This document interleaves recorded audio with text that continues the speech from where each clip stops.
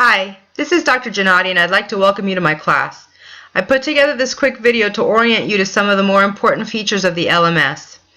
Underneath the Human Biology banner, you're going to find the Instructor Virtual Office.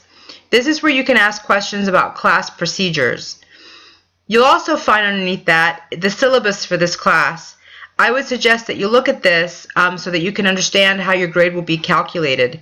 The other thing that you'll find is the textbook for this course.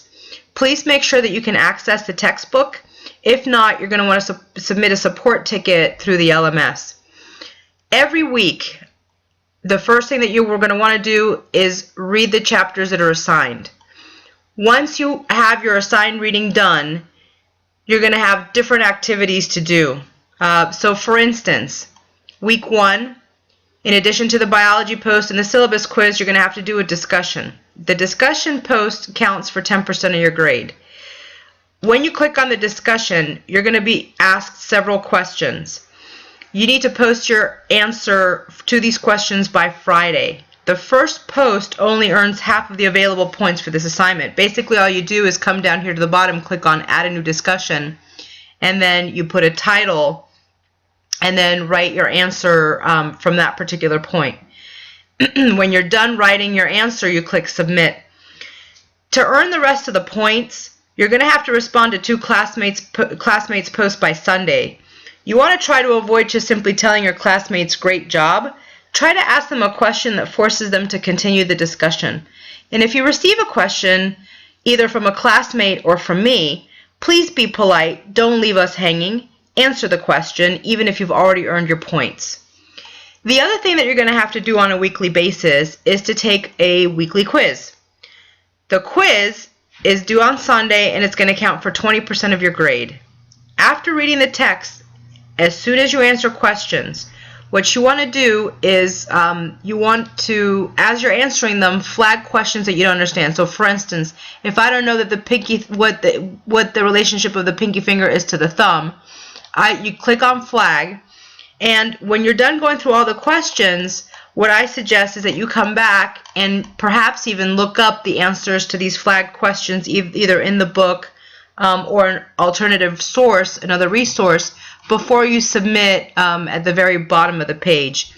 I'm not 100% sure, but I do believe that these quizzes do allow you to save your answers without submitting, so that you can switch to a different screen and just double check your answers before you send things in. The third thing that you're going to have to do for me, and this particular activity counts for a lot of points, is a lab activity. The lab assignment is due on Sunday and it actually counts for 30% of your grade. So if ever you fall back and there are assignments that you kind of have to put on a shelf, the lab should not be it. Sometimes the lab assignments involve watching videos and filling out worksheets, as you know, in the first couple weeks. Sometimes, later on as the class progresses, you actually have to submit a short essay. You want to do your best on these assignments as they have a large impact on your grade. You want to try to follow the suggested word counts for these assignments and provide as much detail as you can in your answers. Every 3 weeks, you're also going to have a written assignment. So for instance, let's see, I believe February 9th is the first week that you have one. It's going to be listed here, assignment number 1. This will also be due on Sunday. You'll notice that underneath the assignment, you have some questions. You want to answer them all. Your response should contain between 200 and 300 words. The more you write, the better. Please try not to be economical with your words. You want to answer each question fully, and it really needs to be in your words. I will give zeros to answers that are copied from websites on the internet. No matter how clumsy you think that your writing sounds, I would rather see your genuine work than something that someone else wrote. You're going to be graded on the rubric provided at the bottom. So 75% of the grade is going to come from the content. Did you answer the question appropriately or did you not? 15% will be grammar, and 10% will be organization. The other thing that you want to try to avoid doing when you write is writing one big old paragraph that doesn't have a beginning, middle, and end. It's better to split your content up into several paragraphs.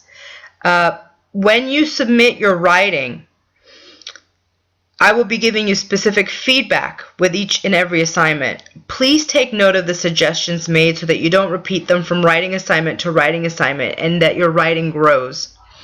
The true key to success in this class is having a weekly routine. If you go back to the front, one of the first things that you should get in the habit of looking at is the latest news. So every week I'm going to post instructions for you. And if you look underneath week 1, basically what I've outlined here is what your routine should be. I do accept some late work, however, you don't ever want to get behind. And so routine is important in making sure that you don't get behind. If you get behind, this class will snowball on you very quickly to a point that it's not rescuable anymore. If that ever happens, please be sure to communicate with me. If you need extra consideration or assistance, I would be more than happy to work with you within certain confines. I wish you the best of luck. I'm sure you'll do well. Let me know if you need any help.